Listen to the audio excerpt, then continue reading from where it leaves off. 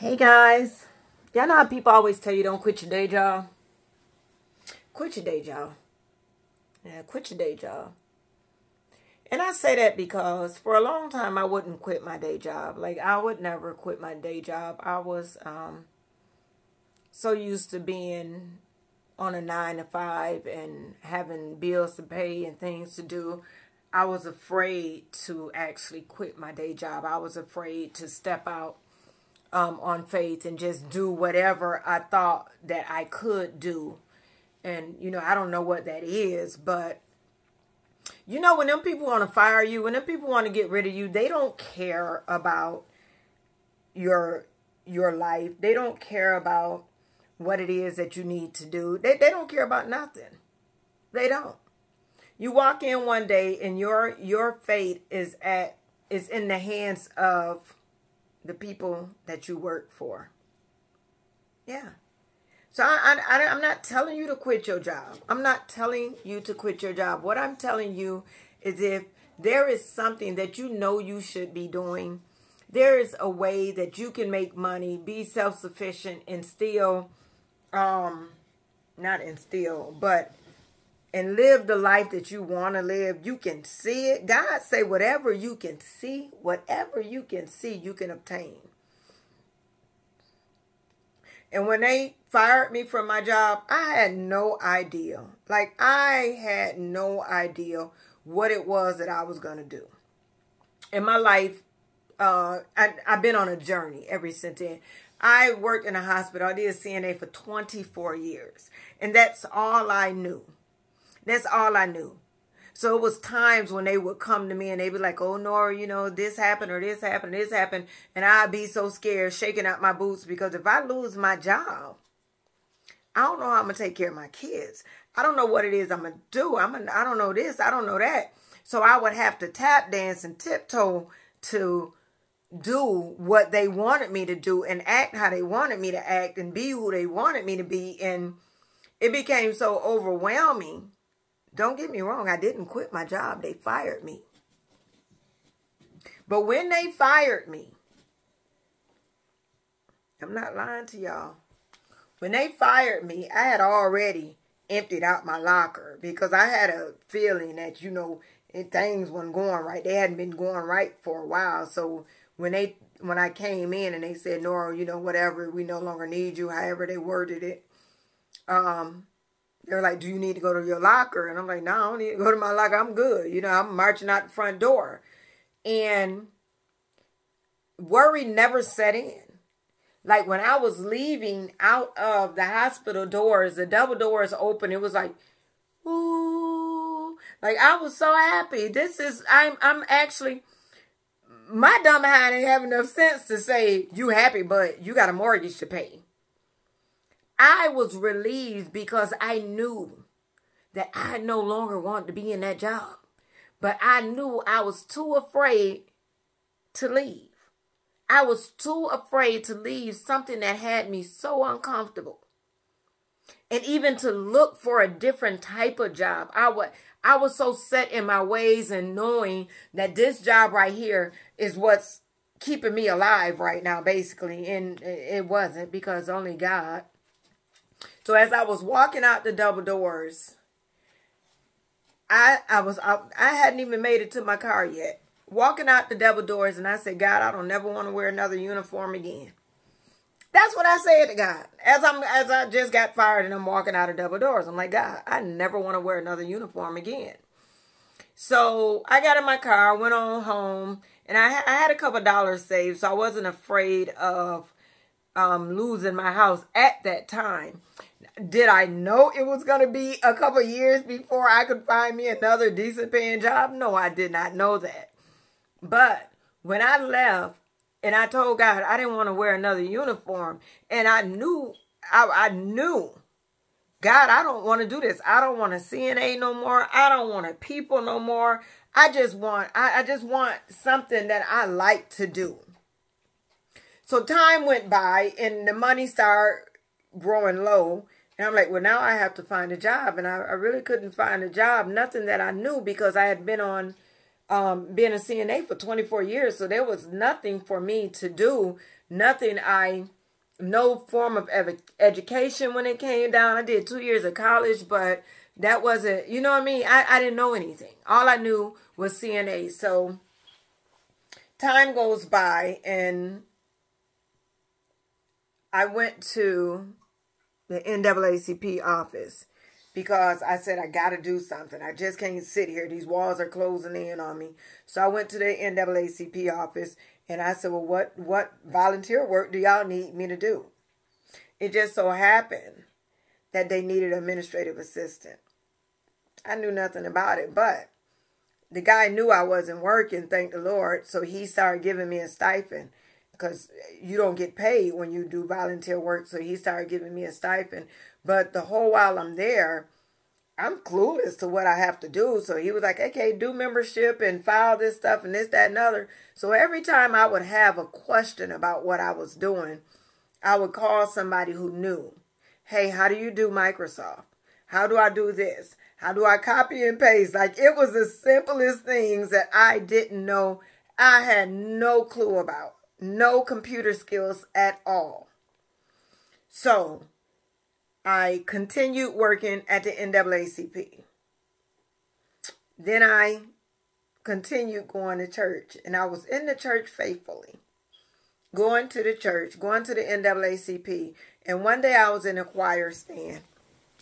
And my pastor came out looking for a young lady who he wanted to work in the office, in the front office. And his administrative assistant, she had became ill with cancer.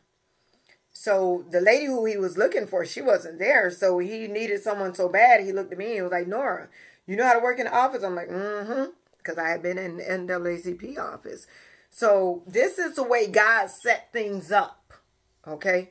This is what he does. I had no idea why I went to volunteer for the NAACP. But so I'm sitting there and I tell him, he said, okay, report to the office tomorrow. But I know you don't get paid because this is a church, you know, just like the NAACP. You don't get paid, but I got paid. So I'm at the church and I'm doing everything, but it's more so I'm on the job training. On the job training. So everything I'm doing, I'm calling, like the pastor would say, well, would you do this? And I said, yeah, I could do that. Because I knew it couldn't be chemistry or nothing. Why can I not do it? So I would call somebody, hey, I need to do this. How do I do this? Hey, I need to do this. So then I got so fluent on everything that I needed to do. Like, I ain't need to call nobody. I got Microsoft down. I got Excel down. I have Photoshop down. I have, what is that? Constant Contact down.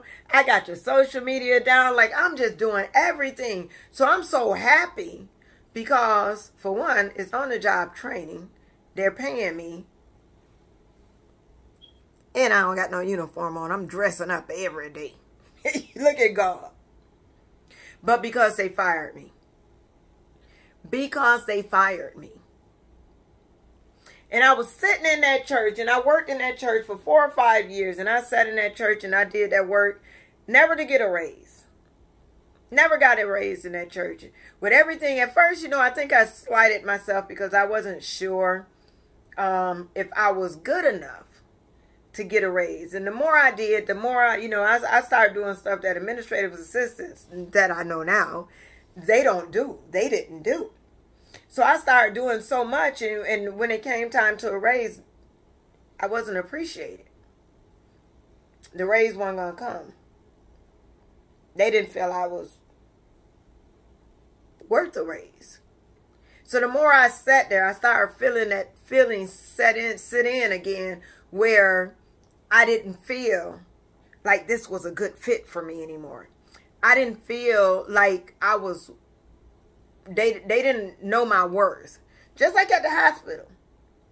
You know, I started getting up and I didn't want to go to work no more. When you start getting up and you don't want to go to work no more, that's a problem. That's a real god doggone problem.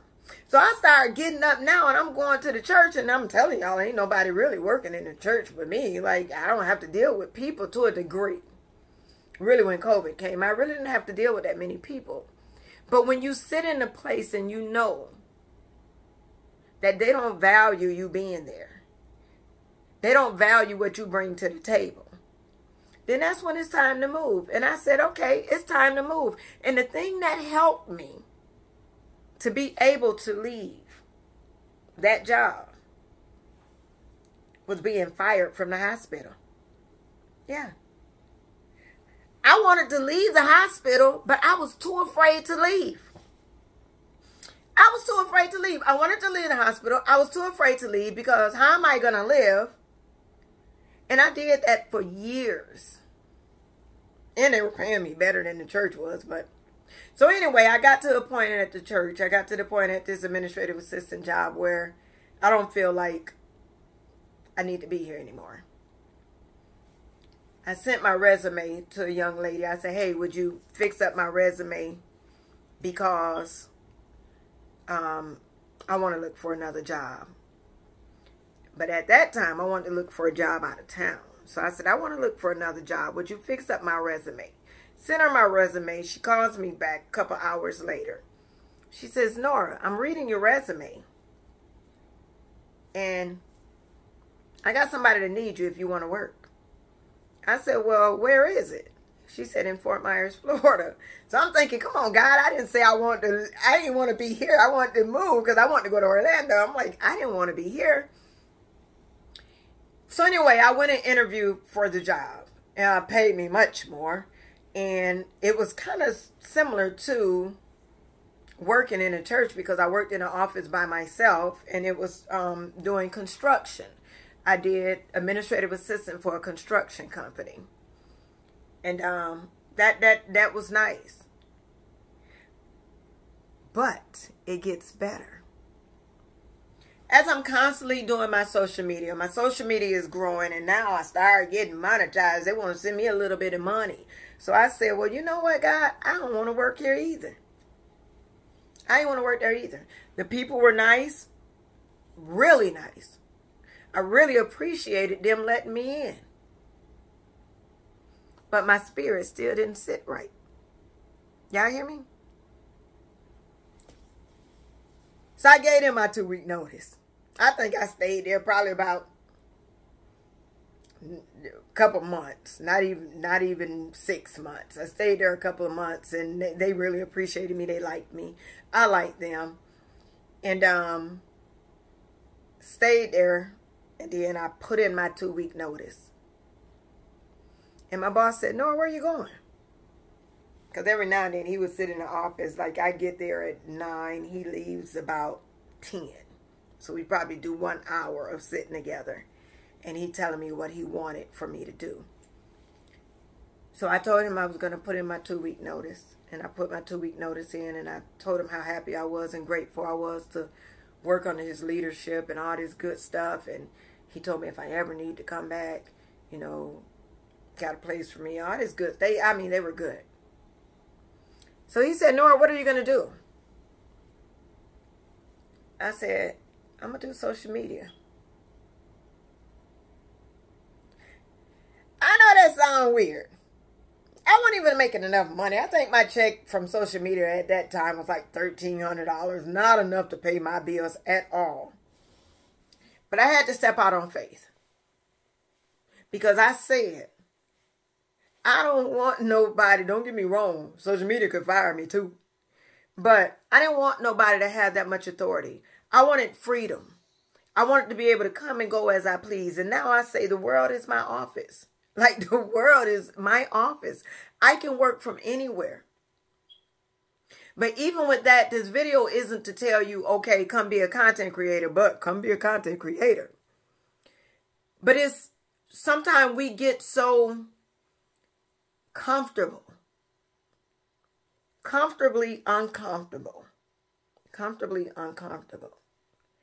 In a position in life that we're in. That we don't want to be in. But we're too afraid to move. But as children of God,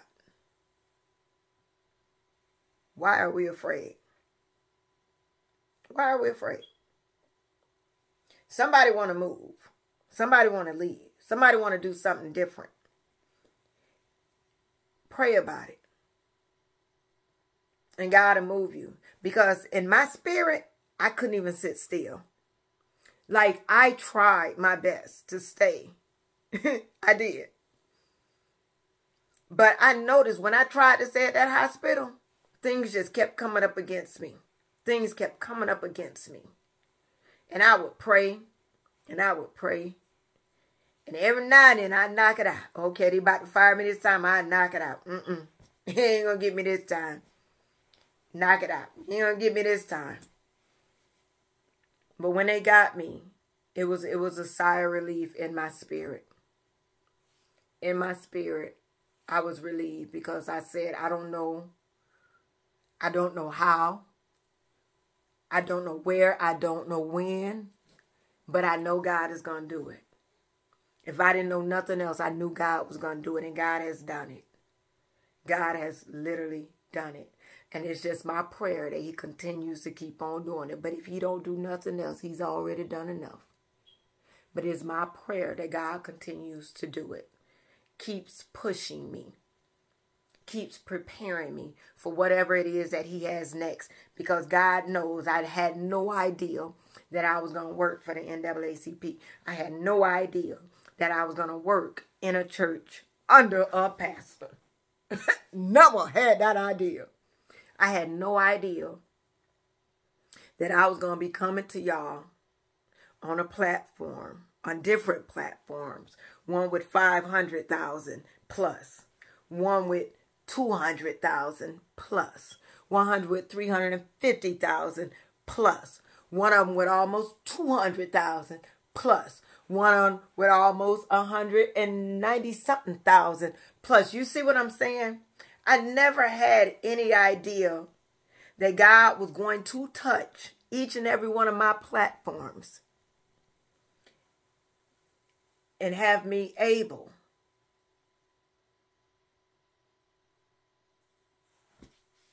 to live jobless. This is a job. Social media is a job for all these years. Somebody need to hear this. Somebody need to step out on faith. I don't know who it is. I don't know what God telling you to do. I don't know what your spirit man telling you. I don't know. I have no idea. But I know when it was time for me to go, my soul couldn't rest. My spirit could not rest. I just had to go. So anyway, I'm going to let y'all go because it's late in the midnight hours and God is going to turn it around. He is. He's going to work in your favor. He is. I'm out, y'all. Talk to y'all another day.